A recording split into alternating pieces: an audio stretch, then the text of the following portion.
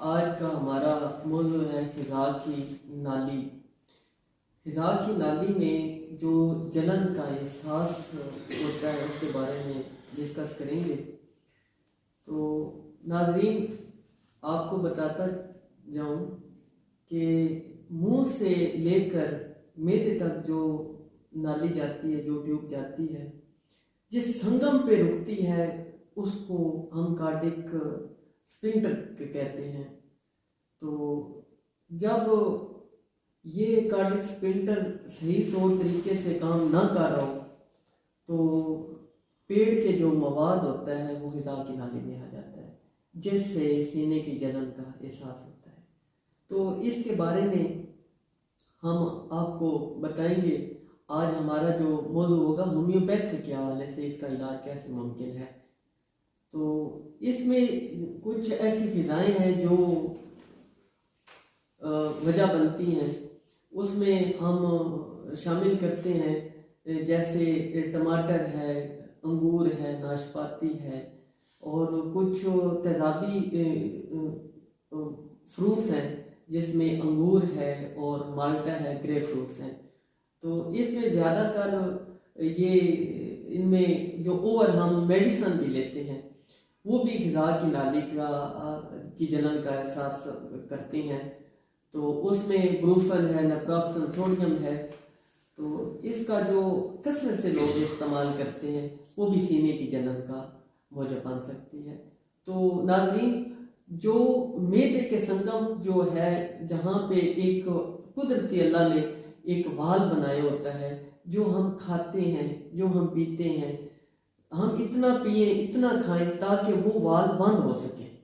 तो जब हम ओवर खा लेते हैं, वो उसका मुंह खुला रहता है, तो ग़िज़ा जो है, जो पेड़ के मवाद होते हैं वो ग़िज़ा की नाली में आ जाते हैं। तो इसके बारे में नाज़रीन आज हम डिस्कस करते हैं। हमारे पास डॉक्टर इमरान यूसुफ साहब बैठे हैं।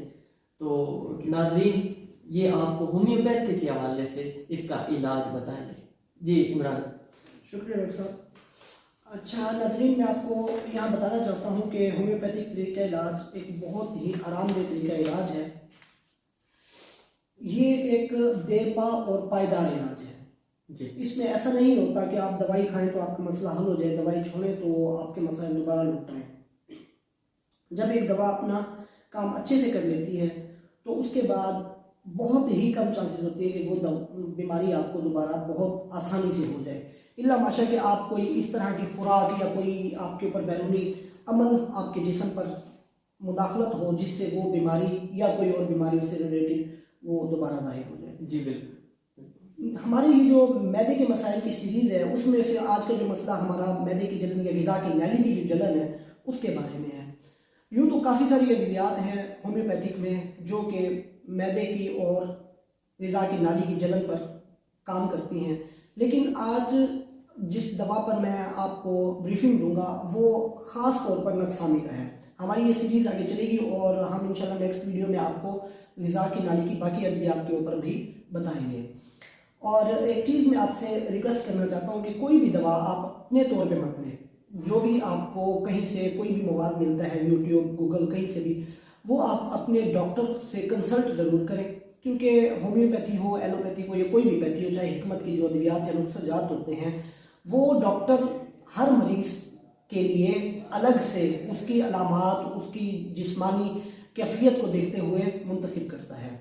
आज जिस दवा का यहाँ पे तज़किरा किया जाएगा वो है नक्सफामी का। नक्सफामी का एक बहुत ही बड़ी रेमेडी है होम्योपैथी की। ये दवा जो है हमारे जिस्म में काफ़ी सारी चीज़ों पर काम करती है।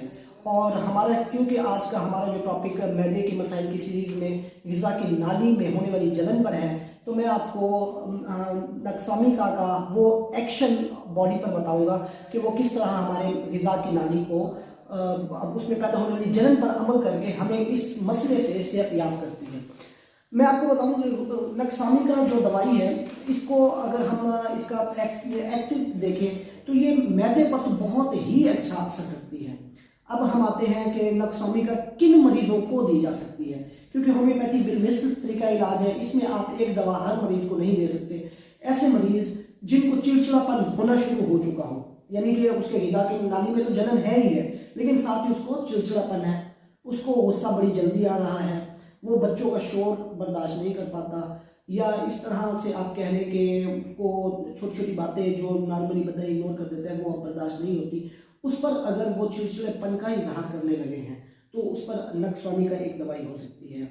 ऐसे मरीज नक्स्वामी का कि उसमें आते हैं कि इनको जब आप कह लें कि ग़िज़ा की नाली की ऐसी जलन जिसके साथ दिमाग में चिड़चिड़ापन शुरू हो चुका हो, उसके लिए हम नक्स्वामी का वो ज़रूर याद करते हैं। और नक्स्वामी की एक बहुत बड़ी अलामत है, ये उन लोगों के लिए भी दवा है जिनका बैठ कर करने वाले काम होते हैं, ऑफिस वर्क हो गया या ड्राइवर हजरात हो गए, या इस तरह की बाकी काम जैसे कैशियर हो गए, जो भी काम बैठ कर किए जाते हैं कुर्सी पर, जिनकी अपनी लाइफ में चलना फिरना घूमना बहुत कम होता है, तो उनके लिए नक्स्वामी का बहुत अच्छी दवा है।